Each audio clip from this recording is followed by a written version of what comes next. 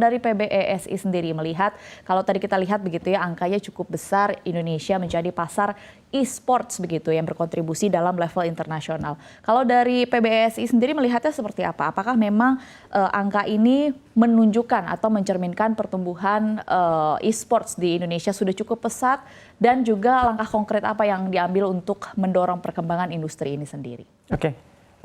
Jadi yang pertama kita tahu ya bahwa olahraga elektronik ini sangat digandrungi ya oleh anak-anak muda. Jadi sudah banyak sekarang game atau kita sebut sekarang nomor pertandingan e-sport itu dipertandingkan di kancah multi-event seperti Asian Games, lalu juga kemarin ada SEA Games, Asian Games, dan terakhir ada World E-Sport Championship juga yang pertandingan antar negaranya juga. Nah, di mana di sini PBSI kita memiliki peran, yaitu kita di bawah naungan Kemenpora dan KONI sebagai salah satu menjadi federasi untuk olahraga prestasi, di mana kita punya visi yaitu menjadikan Indonesia sebagai pusat e-sports di Asia ataupun bahkan di dunia. Nah, jadi peran PBSI ialah tadi dari sisi prestasi atau dari sisi kompetisinya. Tetapi kita tidak bisa menampik juga bahwa tadi ya secara industri bahwa game tersebut tadi disebutkan sekitar 2,08 miliar US dollar per tahun. Mungkin di tahun sekarang udah sekitar 2,5 miliar US dollar. Nah, di sana itu perputaran ekonominya kita bisa tahu bahwa industri e-sport ini memang banyak dimiliki ya, terutama ya itu oleh perusahaan-perusahaan dari luar negeri ya, selaku sebagai game developernya gitu kan, sebagai pengembang gamenya. Nah, makanya bagaimana cara kita untuk bisa menjadi salah satu tanda kutip bermain di negeri sendiri, maka game developer lokal itu perlu kita tingkatkan. Nah, di sini peran PBSI melalui tadi prestasi atau melalui dari sisi kompetisi, kita selalu mengajak atau kepada game publisher ataupun game developer yang dari luar yang ingin melakukan kompetisi di Indonesia, itu mereka harus melakukan transfer knowledge juga sebenarnya kepada game developer kita yang lokal, dan juga memberikan mereka ruang juga di mana setiap ada kompetisi skala nasional yang digelar oleh developer luar, itu memberikan tempat untuk melakukan eksibisi terhadap game developer lokal kita di dalam arenanya, supaya bisa orang yang sudah terlibat atau suka dengan game-game yang sudah dipertandingkan itu, mereka mencoba juga game yang dari Indonesia seperti itu. Oke, baik. Memang kalau kita bicara soal industri e-sports ini cukup kompleks begitu ya, namun sayangnya memang perhatian pemerintah bisa dikatakan masih bisa ditingkatkan lebih banyak begitu. Kalau saya boleh elaborasikan dari jawabannya Mas Kris begitu. Tadi kan Anda menyebutkan kalau dari PBESI sendiri konsen terhadap prestasinya terlebih dahulu. Di samping mengenai bagaimana developer Indonesia bisa juga bersaing begitu ya dengan developer-developer game dari negeri-negeri yang lain begitu. Tapi kalau dari segi prestasinya, seberapa berprestasi tim atau atlet dari Indonesia di level Asia Tenggara sendiri kalau dilihat dari kacamata PBESI? Oke. Jadi semenjak PBSI berdiri ya di tahun 2020 itu dinaungi atau yang dikepalai oleh Pak Budi Gunawan, kita sudah berhasil pertama kali saat itu di SEA Games Vietnam, e-sport menyumbangkan medali emas pertama ya. Jadi itu pertama kali cabang olahraga e-sport menyumbangkan medali emas pertama terhadap Indonesia. Lalu berlanjut kita ke World E-Sport Championship ya, yang ke-14. Jadi yang itu yang tadi saya sebutkan kompetisi antar negara yang diikuti lebih dari 110 negara. Waktu itu diselenggarakan di Bali, kita berhasil menjadi juara umumnya, mengalahkan negara-negara dari 110 negara tadi. Nah, selanjutnya kita juga masuk ke SEA Games Kamboja. Nah, di sana kita sama e-sport kita menjadi juara umum di SEA Games Kamboja tersebut gitu kan. Nah, tetapi kemarin waktu terakhir di cabang yang untuk multi event di Asian Games, kita belum bisa memberikan prestasi yang lebih ya. Jadi kita akan coba tingkatkan lagi di Asia Tenggara, kita bisa bilang kita udah menjadi salah satu yang terbaik. Untuk di Asia kita akan coba lebih tingkatkan lagi nanti ke depannya. Oke, baik. Terima kasih Mas Kris. Saya akan bertanya kepada Mas Gary. Mas Gary, ini pertanyaan yang sama tadi kepada Mas Kris. Kita tahu bahwa e-sport sendiri kontribusinya cukup besar begitu secara ekonomi bagi Indonesia. Kalau dari tim e-sport sendiri atau dari pelaku atau dari atlet sendiri, bagaimana sih kehadiran aktivitas dari tim e-sport berkontribusi terhadap ekonomi Indonesia, misalnya terkait dengan penyediaan lapangan kerja atau lewat investasi atau mungkin lewat pengembangan infrastruktur dari e-sport itu sendiri, Mas Gary? Ya tentunya job creation pasti ada ya. Terus kan dengan kayak Cie bilang mungkin lima tahun terakhir e-sport kan benar-benar jadi mainstream gitulah ya. Apalagi di Indonesia gitu. Jadi tim pun banyak gitu. Pas saya awal mulai di 2017 mungkin profesional tim tuh 3 atau 4 gitu kan yang kayak ada memberi gaji, memberi fasilitas, infrastruktur gitu. Kalau sekarang kayak banyak. Nah jadi job creation banyak gitu. Kayak sharing dikit di Boom aja kita mungkin total ada 50-60 pekerja gitu. Karena kan nggak semua cuman pemain. Ada back staff-nya juga kan. Entah itu finance, whatever it is. Jadi itu salah satunya tentunya. Kedua kalau dari segi infrastruktur sih lebih ke arah kita memprovide tempat kualitas latihan ya. Kayak gaming house yang bisa dibilang world class lah gitu. Dengan ini kan kita juga kayak Cie bilang fokusnya kan ke prestasi. Kita juga sama, maksudnya sebagai tim ya kita juga mau tim kita menjuarai juara-juara dunia, kompetisi dunia kan. Dan salah satu mungkin kayak Cie bilang kalau dari segi talent sebenarnya Indonesia nggak melawan dunia tuh nggak di bawah gitu. Cuman ya mungkin kalau 5 tahun yang lalu fasilitasnya kurang gitu kan, entah dari internet dan lain-lain atau bahkan komputer yang dipakai atau handphone yang dipakai di game mobile. Jadi ya tugas kita lebih ke arah memprovide fasilitas yang layak lah gitu. Terus kalau kita ngomong ke ekonomi Indonesia sendiri ya kayak saya bilang, saya ngeliat nih e-sport ini sangat menarik buat generasi baru lah, anak-anak muda gitu kan. Dan sebenarnya jujur upah mereka tuh lumayan banget.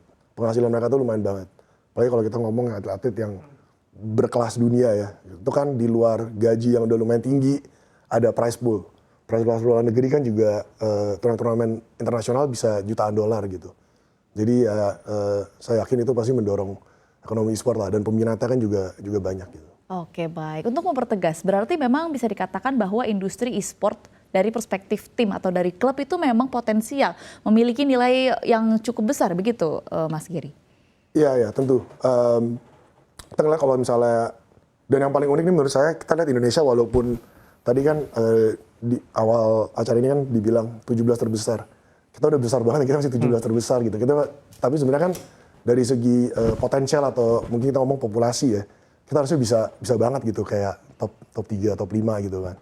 Jadi menurut saya industri sport apalagi di Indonesia tuh masih bisa lebih besar lagi dan sekarang pun tuh udah lumayan besar gitu loh. Ya itu sih. Oke baik.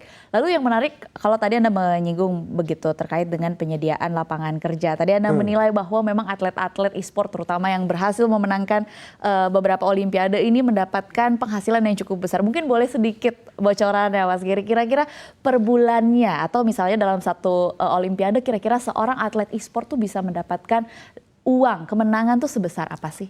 Kalau skala olimpiade mungkin nanti Cie yang jawab karena kan itu timnas nasional ya. Kalau ngomong dari Boom, kalau aku paling besar pernah transfer satu pemain ya orang Indonesia itu sebulan dia dapat kurang lebih 2,8 M kalau nggak salah. Itu sebulan. Itu kan kita ngomong bulan yang bagus ya, nggak average lah. Itu kayak aku bilang gaji, prize pool dan lain-lain semua jadi satu gitu. Karena kan penghasilan juga ada personal sponsorship untuk playernya sendiri, endorsement dan lain-lain. Nah ini kita ngomong atlet. Di luar itu kan kita juga ada, kayak aku bilang, kita pasti ada C-level finance, C-level marketing, C-level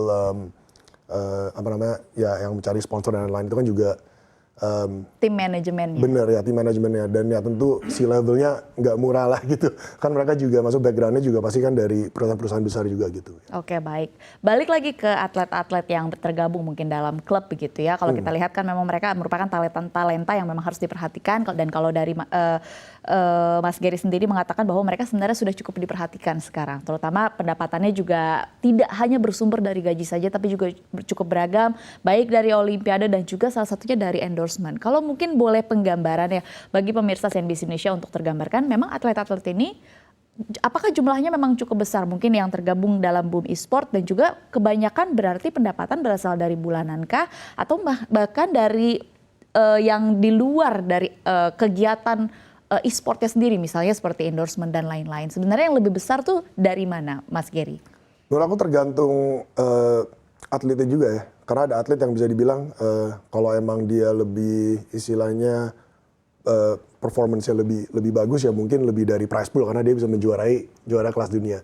Tapi ada juga atlet yang istilahnya personality-nya bagus lah. Jadi terkenal jadi influencer juga ya itu mungkin dari endorsement atau dari segi streaming ya kayak di e-sport banyak player-player juga stream gitu. Peminatnya banyak.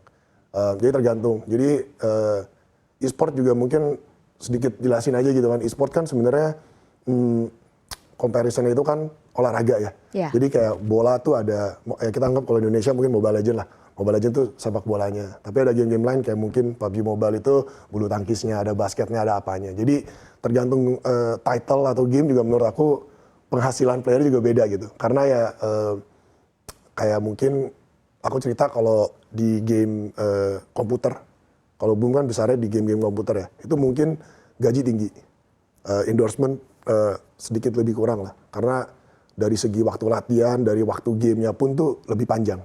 Jadi mereka mungkin gak punya waktu untuk kayak streaming daily dan memperbesar follower individual mereka lah. Jadi lebih fokus ke kompetisi. Tapi mungkin di mobile game yang kayak satu game itu 15 sampai 30 menit mereka lebih ada waktu setelah latihan dan lain-lain untuk memperbesar diri sendiri lah gitu kan, personal brandingnya dan dapat endorsement deals dan lain-lain gitu. Oke, baik. Sebenarnya pada dasarnya mirip seperti olahraga-olahraga lainnya begitu ya. Apakah memang akan konsen ke olimpiade olahraga yang memang dispesialisasikan atau memang di luar juga masih ada potensi-potensi untuk mencari istilahnya mencari cuan lah untuk para atlet e-sport begitu ya. Saya akan beralih ke Mas Kris. Pertanyaan saya selanjutnya kalau tadi kita bicara soal bagaimana kontribusi e-sport di ekonomi Indonesia. Kita sekarang bicara soal sektor pendidikan begitu ya, yang juga menjadi highlight bagi pemerintah terkait dengan kontribusi e-sport di Indonesia. Kalau dari PBSI sendiri bagaimana sih melihat kontribusi dari e-sport ini sebagai yang sudah dianggap sebagai olahraga yang resmi serta mengintegrasikan elemen-elemen di e-sport ini untuk berkontribusi dalam kurikulum pendidikan di Indonesia? Oke. Jadi so far ya menariknya, saya juga sebenarnya baseline pertama saya juga mostly saya sendiri gamers gitu ya. Jadi ya dari tahun 2003 lah sampai 2016 saya player aktif juga gitu kan. Dan dimana kalau kita sebenarnya bisa menangkap salah satu nilai yang bagus dari game itu sebenarnya kan dari sisi kerjasama, komunikasi, lalu tidak pantang menyerah gitu. Karena di game itu menyerah itu kalau kalian sudah ya udah quit gitu kan. Tapi kalau kita misalkan gali terus-menerus dan kita yakini kita di sana punya kompetensi, maka kita selalu ingin menjadi yang terbaik gitu kan. Nah, nilai-nilai seperti itulah sebenarnya bisa dibawa tuh ke dalam dunia pendidikan atau dunia kerja. Nah, di sini PBSI sebenarnya kita ada rekanan atau partnership ya kita dengan Garudaku. Kita telah membuat akademi e-sport juga. So far saat ini sudah diikuti oleh 60 SMA ya di seluruh Indonesia. Itu kita ada ekstrakurikulernya. Nah, tidak hanya membahas dari sisi in-game, tapi dari sisi out-game-nya tadi. Jadi ada beberapa session gitu kan, itu dibagi-bagi. Ada dari sisi komunikasi, ada dari sisi kerjasama, ada dari sisi how kalau misalkan kalian tidak tanda kutip sangat berbakat menjadi playernya, kalian tuh bisa menjadi apa aja ya di dunia game tadi gitu kan. Misalkan menjadi event organizer, diajarkan gimana cara membuat event dari start pertama mulai dari perencanaan sampai nanti reporting seperti apa. Nah, di dalam ekstrakurikuler itu diajarkan semualah sisinya. Sampai kalau nanti di dalam ekskul itu ada yang menonjol 1 atau 10 orang gitu kan. Nah, itu nanti akan diarahkan lebih lanjut lagi menuju jenjang-jenjang berikutnya. Nah, di mana tadi secara kompetensinya sendiri kita akan ada juga tadi liga ekstrakurikulernya, lalu kita ada juga liga SMA, kita ada liga mahasiswa, lalu sampai ke liga e-sport nasional 1 gitu kan. Nah, itu jenjang yang sudah saat ini PBSI buat untuk bisa dirasakan manfaatnya oleh halayak tidak hanya di kota besar tetapi sampai ke seluruh penjuru yang ada di Indonesia. Baik, dan memang sudah mulai masuk begitu ya